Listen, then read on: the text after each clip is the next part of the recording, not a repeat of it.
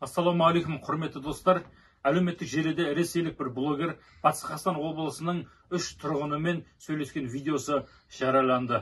Видеода ресейлік блогер: біз сендерге әрқашан көмекке келуге дайынбыз, және керек болса біз Қазақстанды 2 аптаның көлемінде ұлтшылдардан тазартып шығамыз дейді. Және Қазақстан біздің территория, оны ұмытпаңдар дейді. Ал Батыс Қазақстан облысының 3 тұрғыны: біз сенің сөзіңе қосыламыз. Егер Қазақстанда территориясын өздеріңе алатын болсаңдар, бірінші Орал қаласы мен Чапай бекетіне дейін бізден бастаңдар. Біз қосылуға дайынбыз. Бізге тек баста деп рұқсат беріп, қолымызға автомат берсең болды. Және біз сияқтылар мұнда өте көп дейді.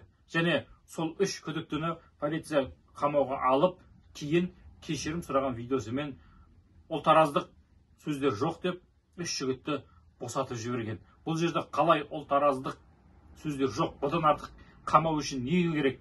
Біз дайынбыз, біз сияқтылар өте көп. Автомат берсең болды. Біз қазақтарды алдыңа сүйреп апарамыз. Бізден баста бұл Ресейдің жері деп тұр.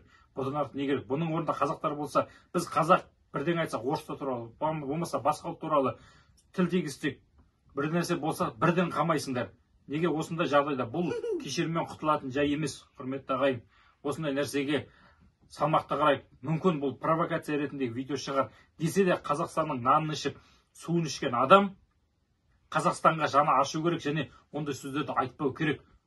Менің ойымша бұл жерде әділдік керек, және бұл жоғары жаққа жетіп, осы 3 азаматты егер Қазақстанның азаматтығынан айырып Ресейге жібермейтін болса, онда біздің Қазақстанның әділдігі жоқ деген сөз. Кімге сенеміз, қайда барамыз?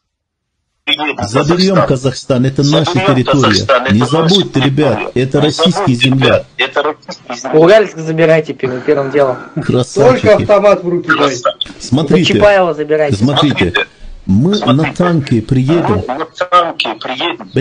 Неделя. Очистим все Казахстан. От нацистов. И нас Нет, таких вы очень русские, много. братан, Сейчас вы дай русские. нам добро. Автомат в руки дай, брат.